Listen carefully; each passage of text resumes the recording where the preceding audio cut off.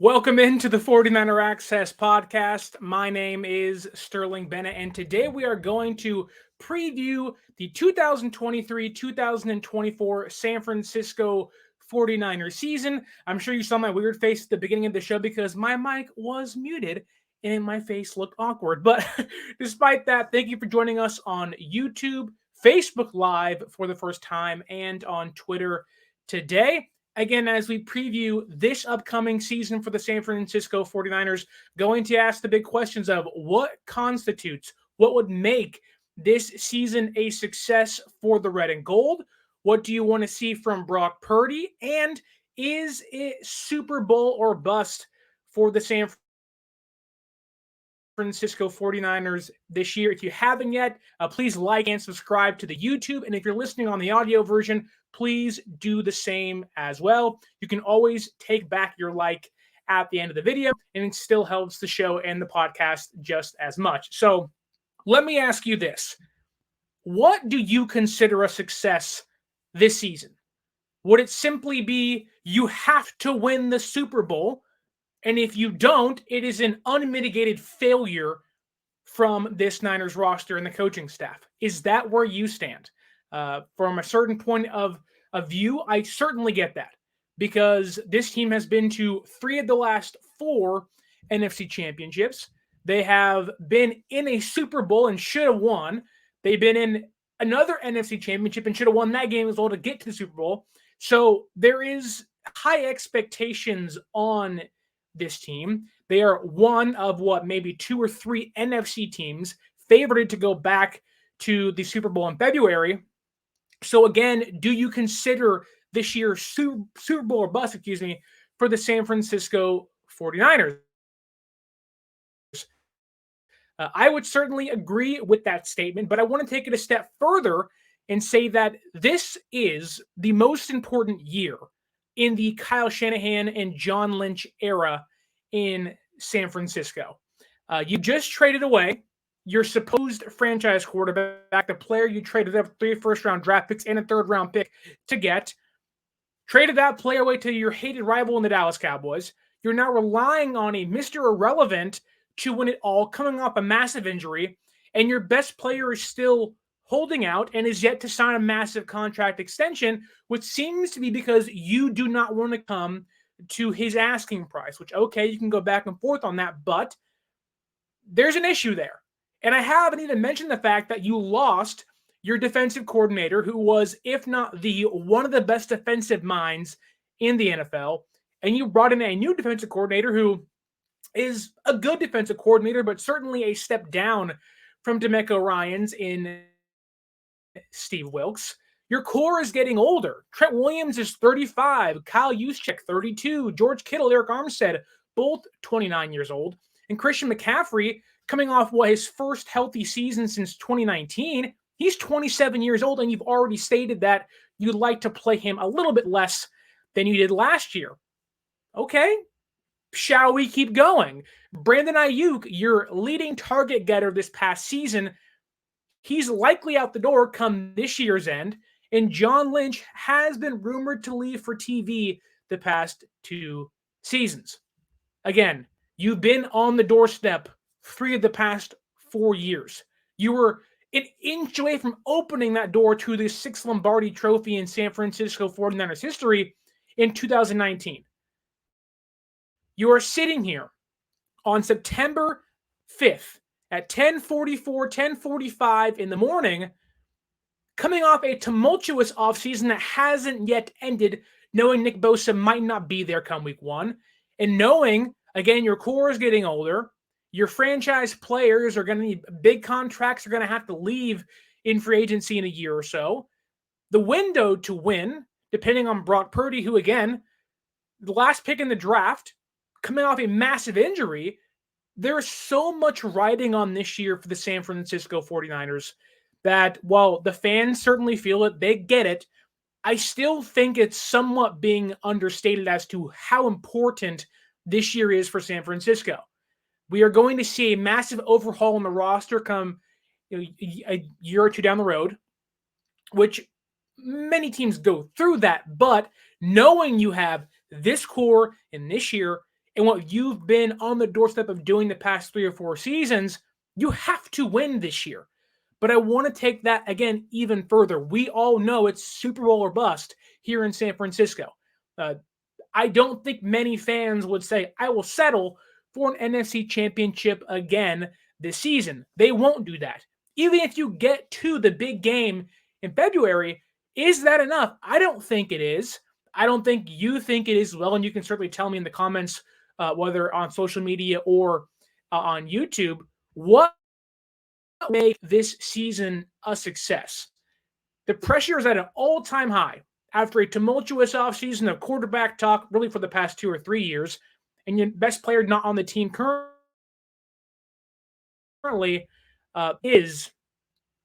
it's imperative. San Francisco gets off to a hot start. All of the garbage and crap and hoopla and whatever you want to call it behind them and wins a championship this year. You cannot have this core and waste it. You can't have the core with the Harbaugh era and waste it.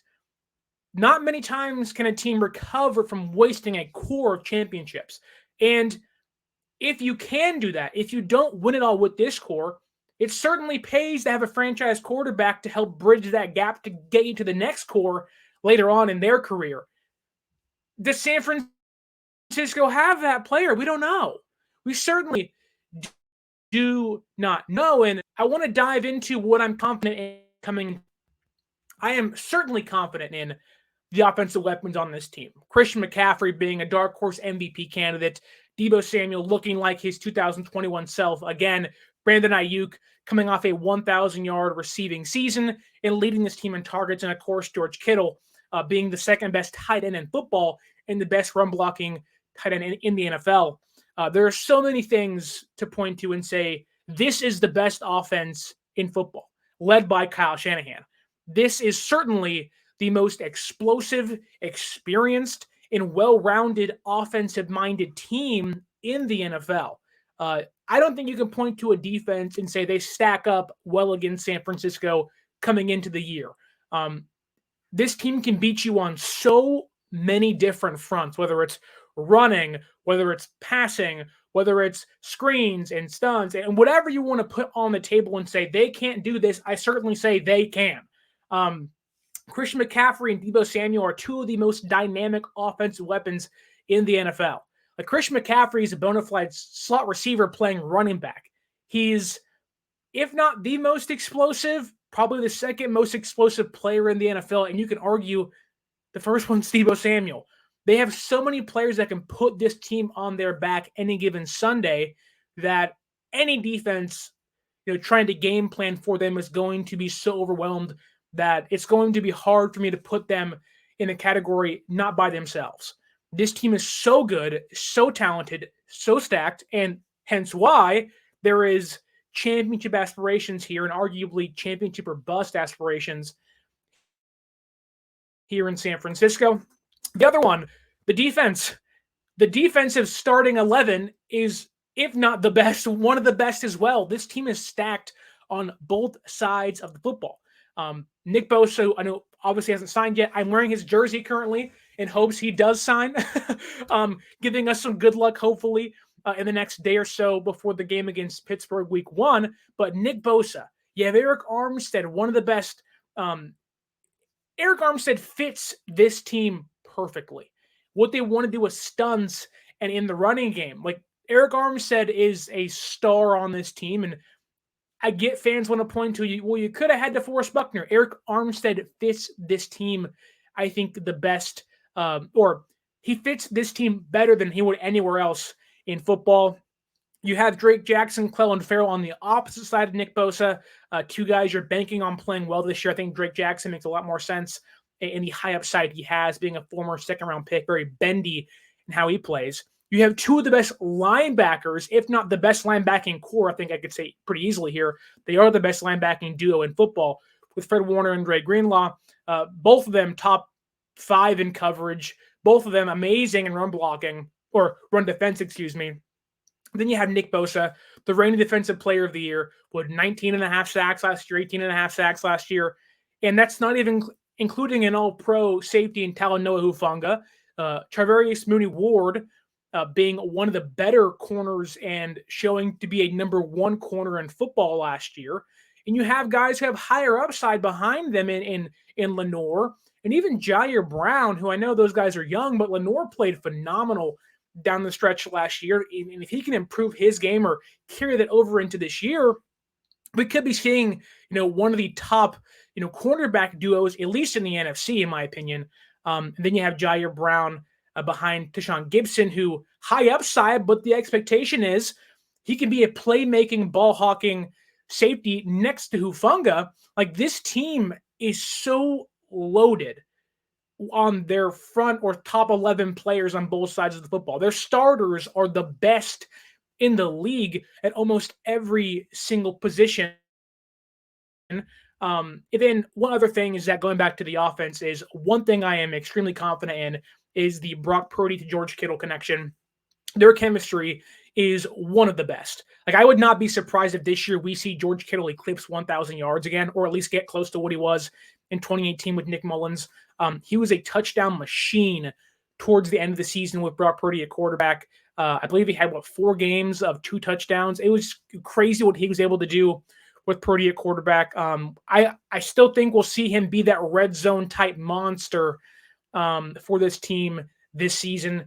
And again, I would not be surprised if we see Kittle rise back up to where he was in 2018, being his record-setting at the time yards over the course of the season. I think we'll see him kind of get back to close to Kelsey, but not with him, but really close behind him when it comes to being one of the best receiving tight ends in football. And so I am not concerned with the stars on either end. Nobody should be. And this team is so star-studded that they should be able to carry this team for the entirety of the season, and will be a reason they are being predicted and should be at least in the Final Four again in January,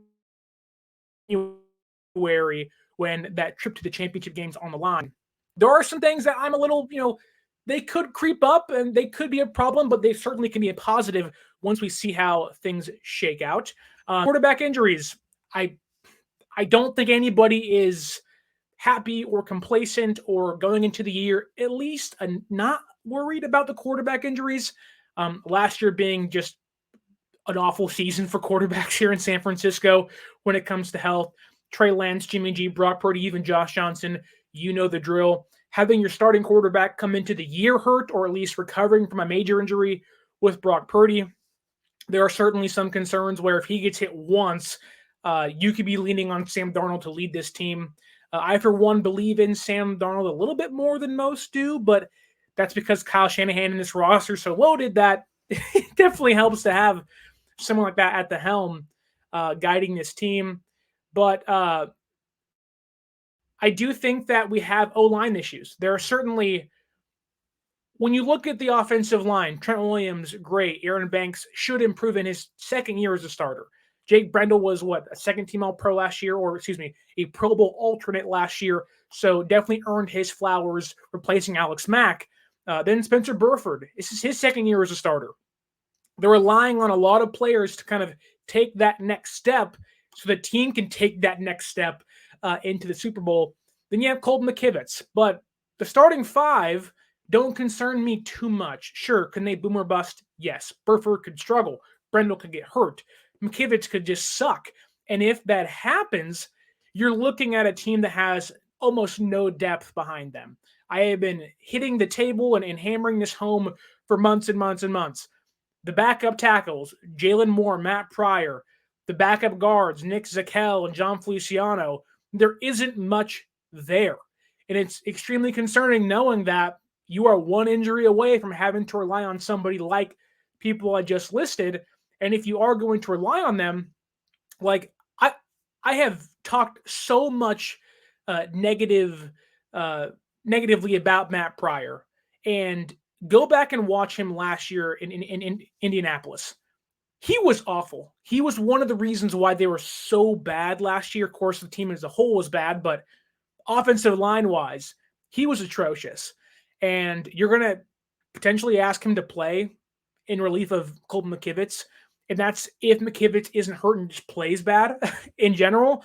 So you're asking a lot from four or five guys behind them that really haven't been asked to do it, or at least proven it for a long time. And so there are certainly some concerns on the offensive line. We have some comments in the chat. Randy Daytona, keep grinding, Sterling. Really appreciate it, Randy. Thank you for the kind words and thank you for subscribing. Gray Fox 198 says, I think this is the weakest team in the last 3 years. My prediction is we get bounced in the first round of the playoffs. Wow. I won't agree with the last statement being the bounce in the first round, but Peter King certainly agrees with you. He said we're going to get the first round bye, then lose to the Dallas Cowboys in our first game in the divisional round at home in Levi Stadium against the Cowboys. I hate hearing that, but look, I'll get into my concerns here in a second, because there certainly is something I think many fans aren't really talking about. Or, I think for myself, I pride myself on looking at things from the outside perspective. What are other people saying about this team? And when you take a step back and you go, okay, I think we can go all the way this year, certainly. I think we actually are going to go all the way this year. And could that be my homer takes, me being and rocking a Niner jersey? Certainly. Could that be me growing up here in the Bay and wanting that championship so bad, never seeing one in my entire life? Certainly. Could that be knowing how good this team is right now? You have to capitalize on the window, knowing it might close in 2 or 3 years? Certainly. But I think taking a step back, removing myself from being a fan of this team does have serious concerns. And one of them that could end up very well, but also could be, looking back in a year or so, one of the worst picks in Niners history, that is Jake Moody. He has sucked in preseason. He really has. And he's currently hurt. The Jake Moody we saw in college and in practice was not the Jake Moody we saw in preseason.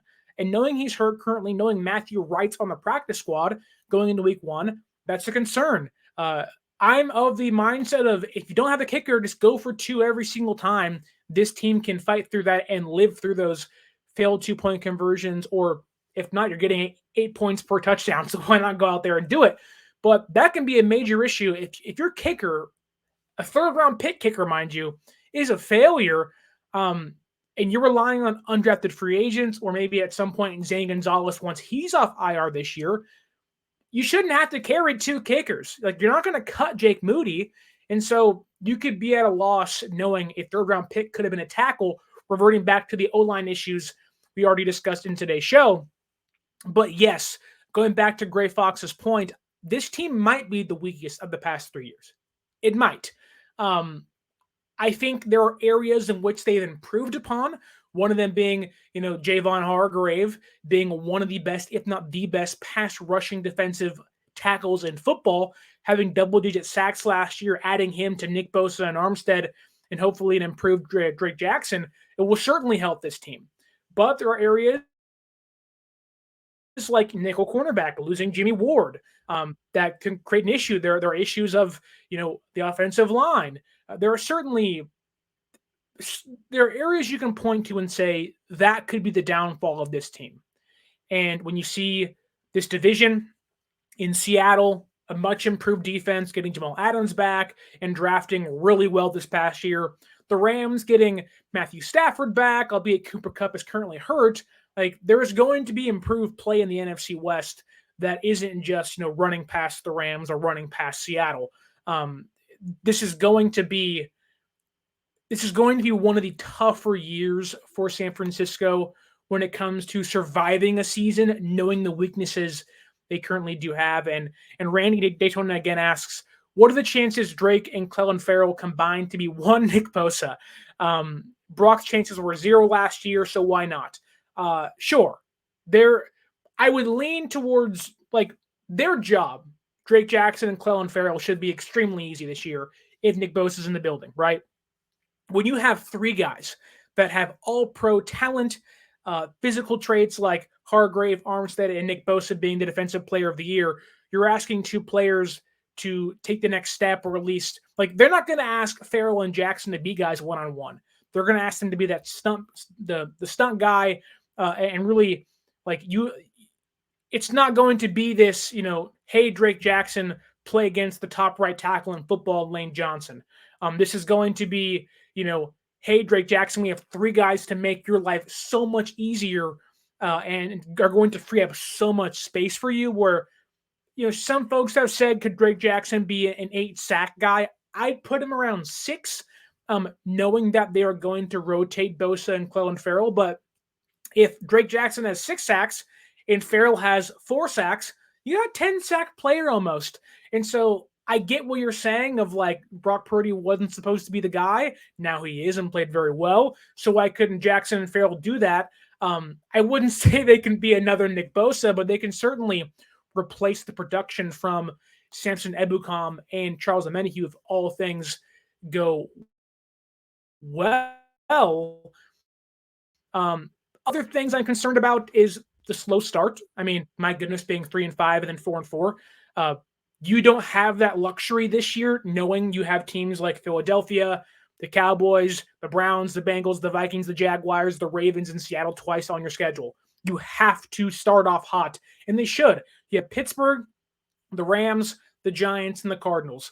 You should at least be 2-2, if not 3-1, and you can certainly be 4-0 in those first 4 games. You do that, you are putting yourself in a position to succeed late in the year when guys are inevitably going to get hurt. You're going to have a bad game here or so. But that slow start, is that going to continue this season? Definitely concerned about that going into week 1 against Pittsburgh. I talked about how Brock Purdy and George Kittle, their connection is so great. The chemistry was so good that I shouldn't be concerned about George Kittle, right? But he's currently hurt right now. He was hurt early in the season last year. The way he plays is so physical. The way he plays is, he looks for contact. He tries to almost take off a defender's head every single time he has the ball. And for George Kittle, knowing he's 29, 27 old, like he's 29.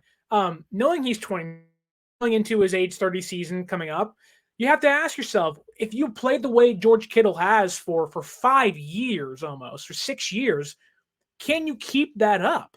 It's hard. It's tough. We've seen him go down with shoulder injuries, and he has these nagging injuries throughout the entirety of seasons usually, that he misses a game or so, 3-4 games a year, which you can live through that. But if you're going to lose George Kittle, let's say for an extended period of time, 3-4 games over a course of a stretch of a season, can you rely on Charlie Warner and Ross Dwelley and Braden Willis? You drafted Cam Latu. He's out for the entirety of the season now. So there are certainly concerns behind George Kittle. I would like to think this year, with Braden Willis being one of the best college blocking tight ends coming into the draft this year, that they can alleviate some of that physical play from George Kittle and save him from all the hits and bumps and bruises he will take throughout the season. So that's a concern of mine. But also, one of the biggest concerns, in my opinion, is the defense this year. It's weird saying that, being the number 1 defense in football last year, that I'm concerned about that unit. But San Francisco, at this very point, they almost sacrificed depth for star-studded talent. And on a team that's trying to win it all, that makes sense to me. You want to go out and you want to pay big money for Javon Hargrave and improve the starting defensive line and kind of get yourself a DeForest Buckner type player back in the fold. I'm fine with that. But where we stand today, knowing Nick Bosa isn't seemingly going to play on Sunday against Pittsburgh, hope he does sign in the next day or so. And Rick Diaz, want to shout you out. A lot of comments in the chat so far. What's going on, man? Hope you're having a great day. He doesn't seem too concerned over the team right now, but I am. Because when you look at the team as constructed, let's say Nick Bosa does play on Sunday and is there for week 1 and does play the entirety of the year. Your starting 11 are incredible, minus one player. Isaiah Oliver, what's going on in the secondary? He's brought in to be this nickel cornerback, this big body guy that can help you in run defense, which I think is what they wanted, knowing this team is going to take a step back on run defense. In preseason, not great. Knowing they have, in a sense, put more pressure on Fred Warner and Dre Greenlaw to pick up that slack from the front four, right? They essentially said, we'll go buy a star pass rusher and Javon Hargrave. We want to get to the quarterback more, put more pressure on players like Kenny Pickett. Eventually later in the year, maybe Kyler Murray, Geno Smith, Lamar Jackson, the Joe Burrows and Pat Mahomes of the world. They want to attack them during the passing game. That's fine. But you have given up a lot of depth on run defense where you're putting more pressure, and Fred Warner and Dre Greenlaw, if you're going to put more on someone's plate, they can live up to it. But your backup defensive line is now, assumingly Kerry Hyder, players like Kalia Davis, Javon Kinlaw. If Bill Jr. actually plays this year, we shall see. But there really isn't much behind the starting four to make me say, yep. Where if someone goes down, it's like, ooh, like say Javon Hargrave goes down and it's Javon Kinlaw. You're right back to where you were last year, which it was good enough. It was good enough, but it certainly wasn't going to be good enough against Philadelphia and the offensive line they have. So this team has sacrificed some run defense for the ability to get to the quarterback more, add more pressure on them. And so this year, you're happens in secondary where your pass rush is going to help the secondary, bar none, but is it going to hold up? Do we even know as of right now who is starting in the secondary? Of course, you have Hufanga, you have Gibson, you have Mooney Ward. Okay, is it Oliver? Is it Ambry Thomas? Lenore's starting. Where is he starting at? Are you going to put him in a position where he's moving back inside, where he hasn't been the best he's been in his career there, and he was successful outside, opposite Mooney Ward last year? You're paying almost $3 million to Isaiah Oliver to be your starting nickel cornerback, and if he can't be that, it's a waste of money. It's a waste of funds, unfortunately, and you're having to rely on an Ambry Thomas, a Samuel Womack. You cut Deshaun Jameson, he's now gone. You only have 5 cornerbacks on the roster. What's going to happen there? Someone goes down. Dante Johnson ain't coming back to fill in.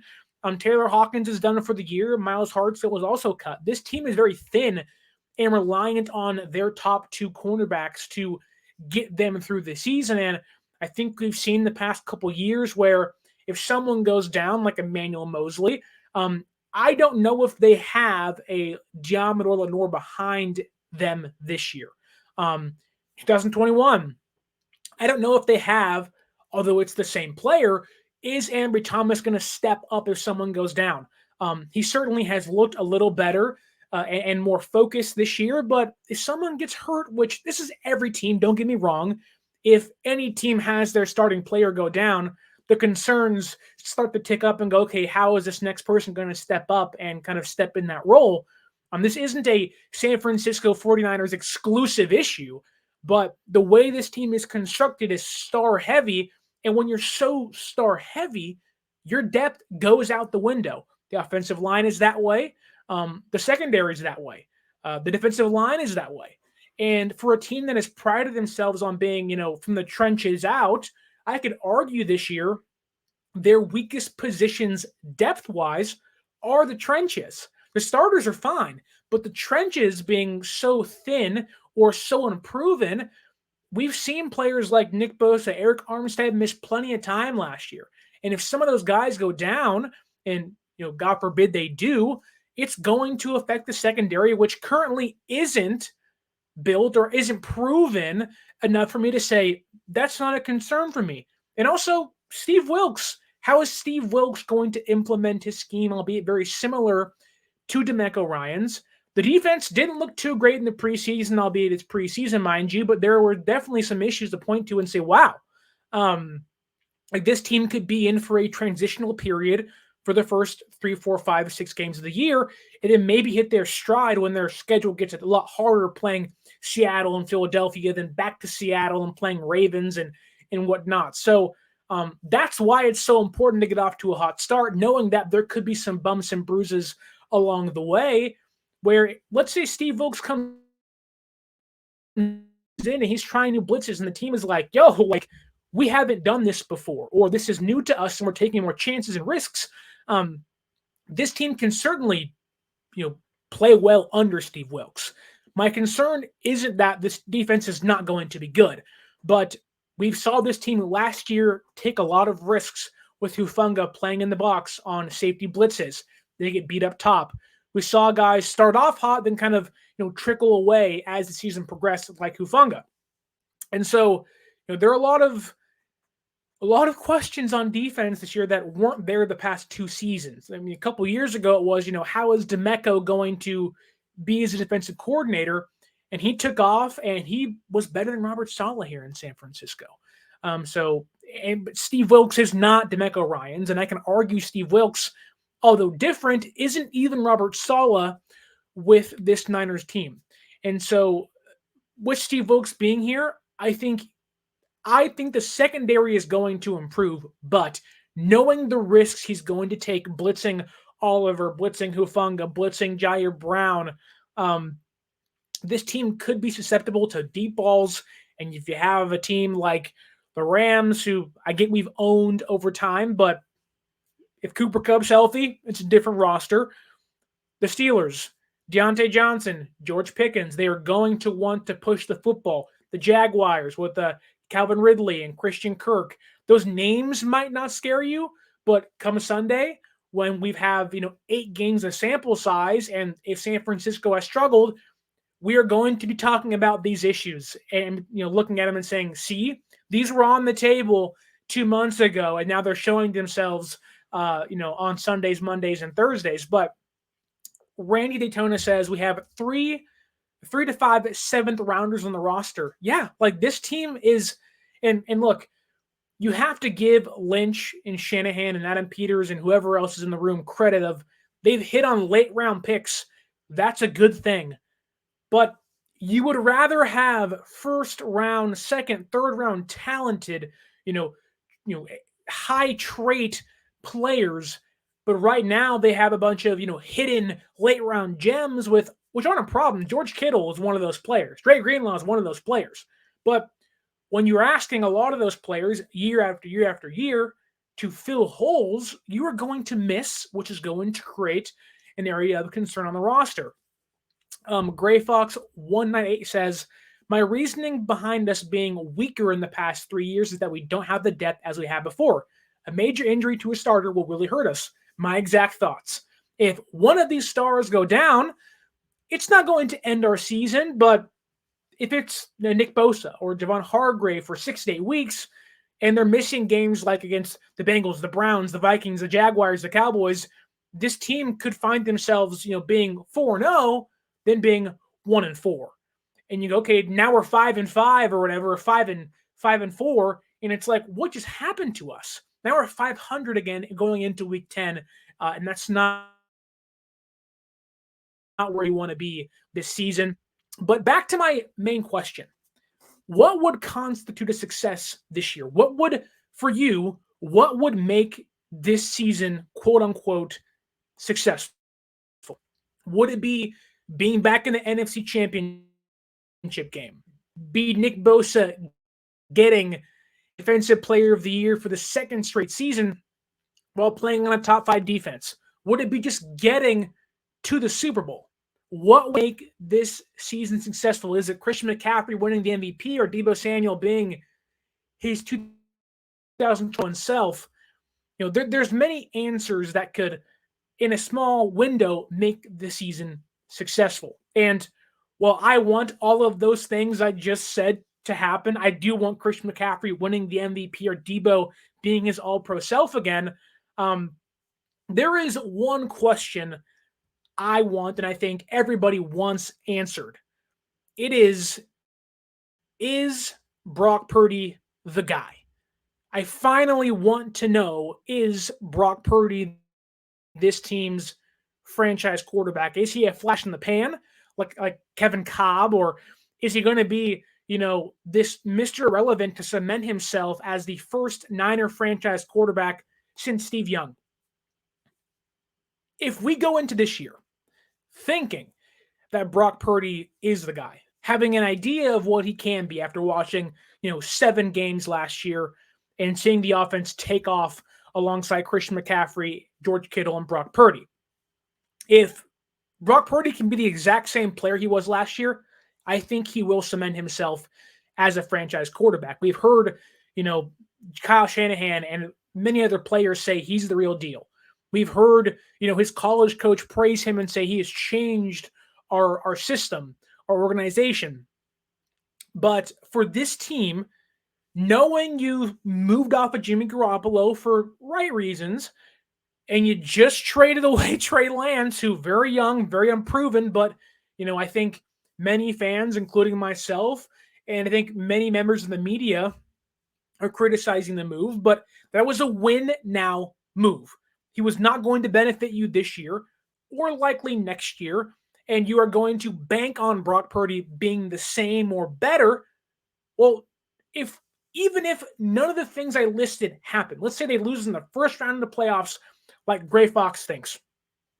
If Brock Purdy can show to be the guy, can prove to be a franchise quarterback, I would say that's a successful season for San Francisco. Yes, you'd lose a year of the window. Yes, you wouldn't get that 6th Lombardi trophy. And while we want that so bad, like I would trade Brock Purdy, showing to be the guy for that 6th Lombardi easily. But if that's not going to happen, and we're going to have to kind of sit back and, say, okay, we didn't win the big one, but this season was successful because ...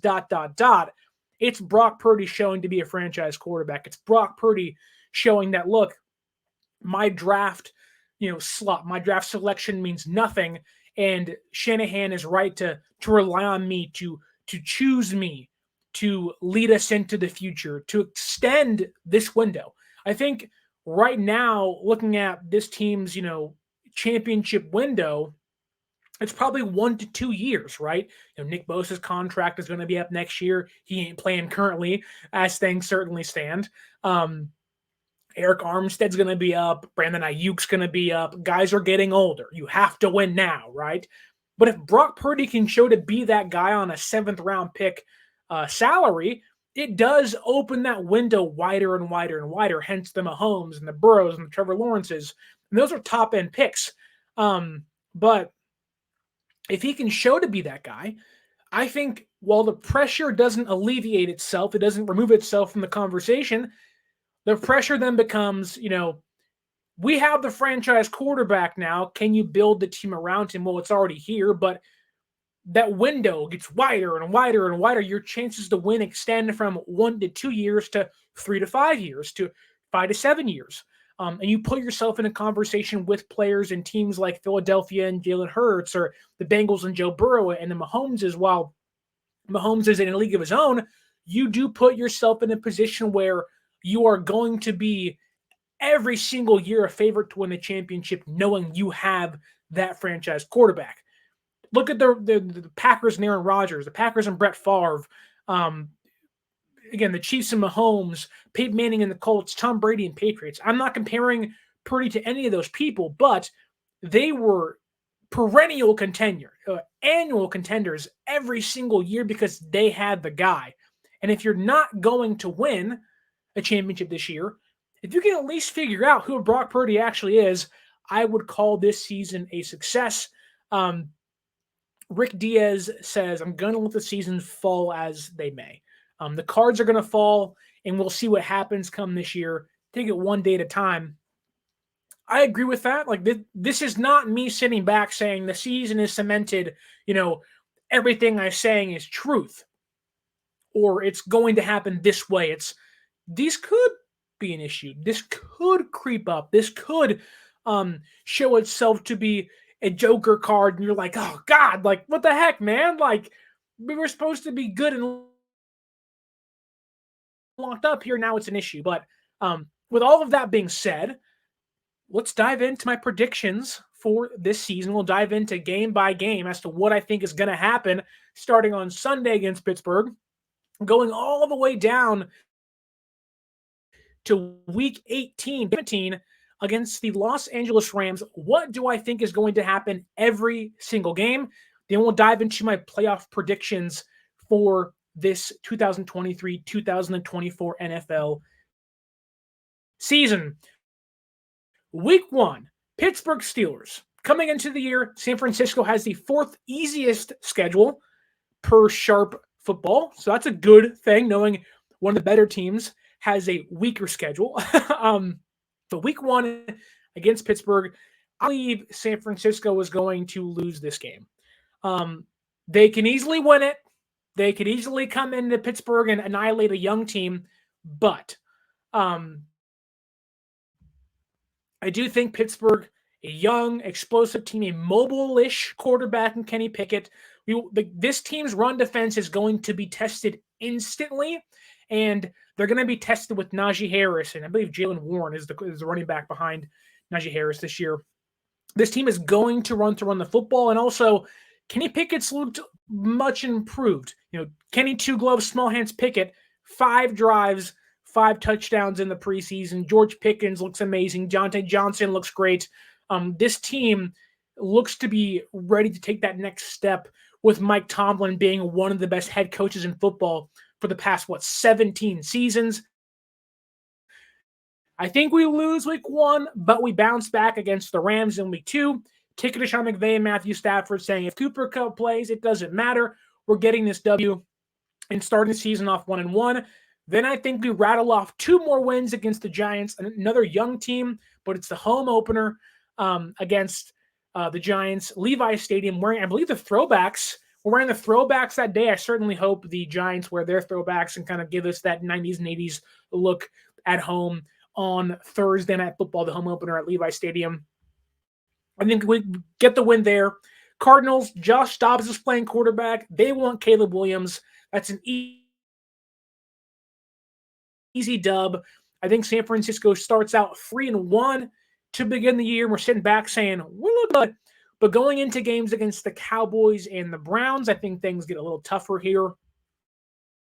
Now, you can always point to the Niners and Cowboys being one of these, historic rivalries where San Francisco is going to win no matter what, because that's what we think here. But I do think that, I'd rather lose this game than a playoff game against Dallas. So I do think San Francisco will lose a game against the Cowboys in week 5. This may change as the season progresses, but keep in mind it's preseason currently. We're previewing the year, so don't hate on me right now. Week 5, a loss against the Cowboys. And I think that stretch continues in week 6 at Cleveland. I think we'll lose that game as well. Mobile quarterbacks give this team issues, or at least they have in the past. And I do think that Deshaun Watson, for what you think of him as a person, I think he's disgusting and gross. But mobile quarterback, he's not going to play or shouldn't play as bad as he did last year. I think San Francisco loses this game. So they start the year off 3-1, then fall back to 3-3. But they got week 7, primetime Kirko Cousins. We're getting the dub. Could be our future quarterback here in San Francisco if Brock Purdy falls apart. But I do think under the bright lights in Minnesota, San Francisco gets the win. Week 7 goes to 4-3. Then back home against the Bengals, playing Joe Burrow. Not much history here between the teams of the current, but I think San Francisco loses this game. And unfortunately, we talk about slow starts. I think they start the year 4-4 going into the bye week, which I think is where they pick things up afterwards. They beat Jacksonville in Jacksonville, beat the Buccaneers back at home, go to Seattle Thursday Night Football, Thanksgiving Day, and rattle off 3 consecutive victories following the bye week. Then they go to Philadelphia on the East Coast. Don't forget this. San Francisco plays 4 East Coast games this year. Week 1 against Pittsburgh, off the bye week, week 10, Jacksonville. So 2 early games in the schedule that you can point to and say, well, traveling shouldn't be an issue, knowing week 1 and a bye week. But then they go from the West Coast in Seattle all the way to Philadelphia and back to back weeks.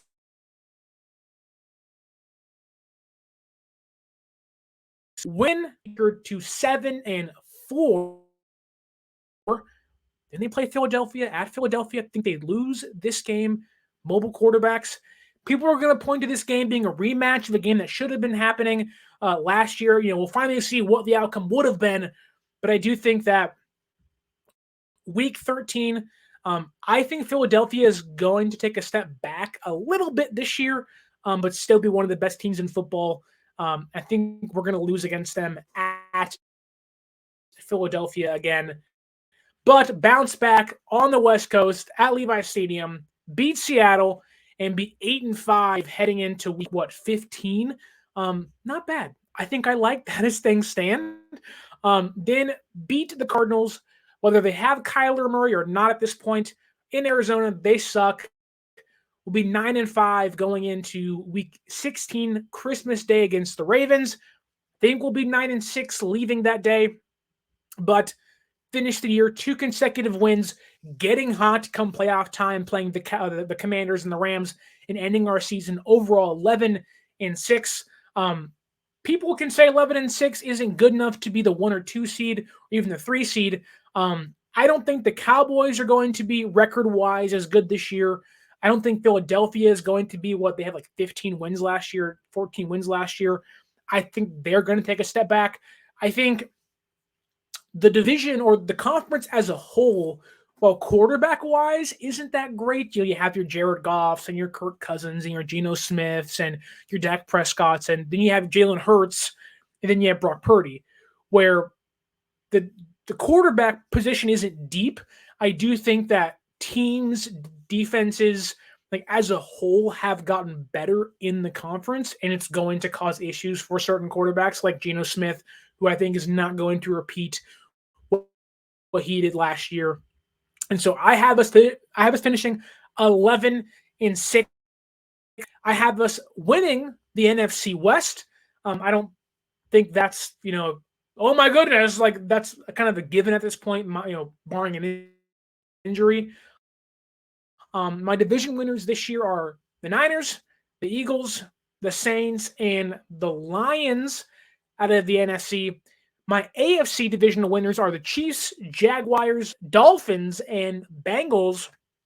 Wild card for the NFC is the Dallas Cowboys, the Minnesota Vikings, and the Seattle Seahawks.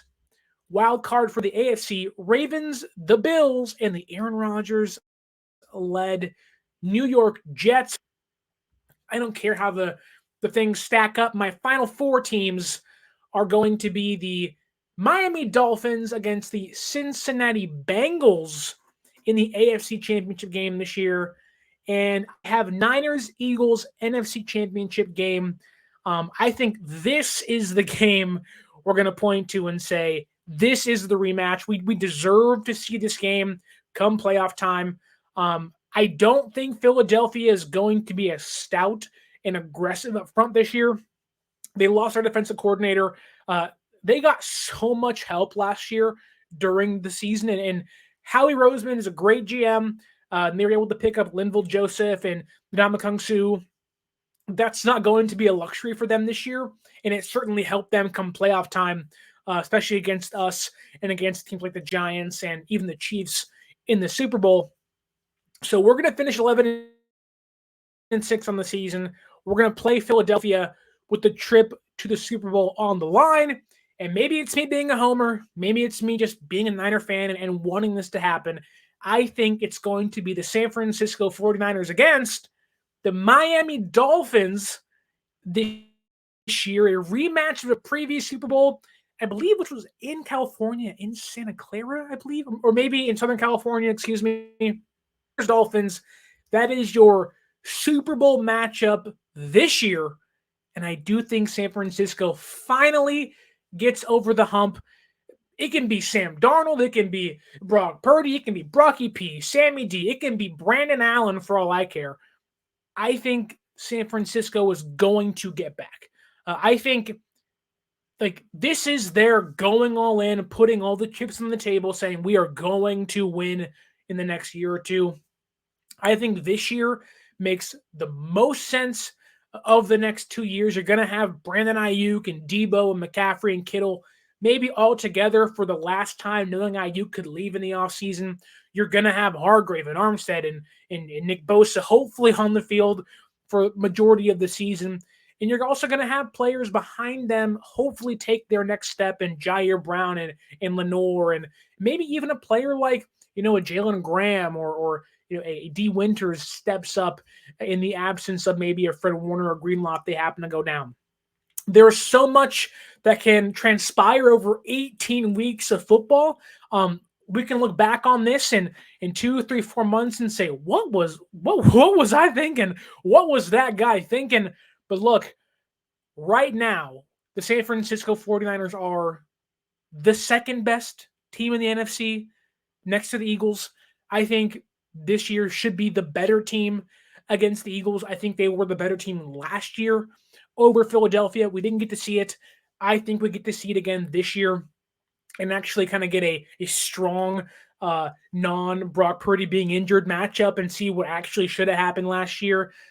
And I do think San Francisco wins the Super Bowl. There are real concerns. We can take a step back on defense. I think we will. I think the Eagles will as well. I think as a whole, the NFC record-wise is going to take a step back.